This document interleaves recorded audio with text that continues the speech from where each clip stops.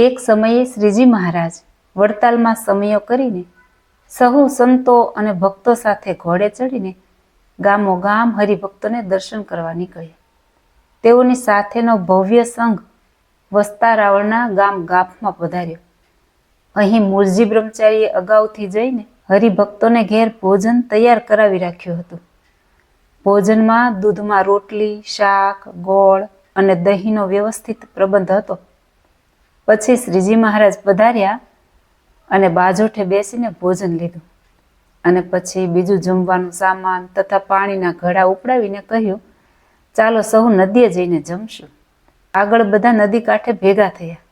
ત્યાં મહારાજે સહુને આજ્ઞા કરી કે હવે નાહો ને પૂજા કરો. બધા સંતો અને ભક્તોએ નદીમાં નાહીને પૂજા કરી. તે પછી શ્રીજી મહારાજ ઘોડી પરથી નીચે ઉતરીને ઉત્તર તરફ મુખારવિંદ કરી ધાબળી પર બેઠા. ત્યાં ભક્ત વસ્તારાવળે શ્રદ્ધાપૂર્વક મહારાજના ચરણારવિંદ ધોયા. તે જળ ચાખતા જ આશ્ચર્યચકિત થઈ બોલ્યા, આ નદીનું પાણી તો મીઠું છે. આ સાંભળતા તમામ હરિભક્તો, સંતો અને સંઘે તુંબડા, લોટા અને ઘડા ભરી લીધા. ઘોડા અને બળદોને પણ પાણી પીવડાવવામાં આવ્યું. પછી શ્રીજી મહારાજે ફરીથી ભોજન લીધું અને સંતો તથા ભક્તોને પણ જમાડ્યા. જળપાન કરીને બધા ભક્તો તૃપ્ત થયા. ત્યારબાદ શ્રીજી મહારાજ માણકી ઘોડી પર બેસી આગળ નીકળ્યા. થોડા અંતર ગયા પછી જ્યારે નદીનું પાણી ફરી તપાસવામાં આવ્યું ત્યારે તે ખારું લાગ્યું.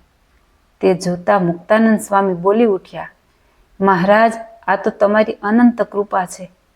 આજ તો ભારે દયા કરી, નહીં તો ઘોડા, બળદ ને સંઘના માણસો સૌ તરસ્યા મરી જાત. તે સારું તમે કચ્છના રણમાં જેમ મીઠું પાણી કરેલું તેમ આજે અહીં પણ અમારા માટે આ આશ્ચર્ય કર્યું. આમ વાતો કરતા કરતા સંઘ ખરડ ગામે પહોંચ્યો. તળાવના કિનારે તળાવનું પાણી મીઠું હોવાની આશા સાથે કેટલાક ભક્તોએ તેને ચાખ્યું, પરંતુ તે તો ઝેર જેવું ખારું નીકળ્યું.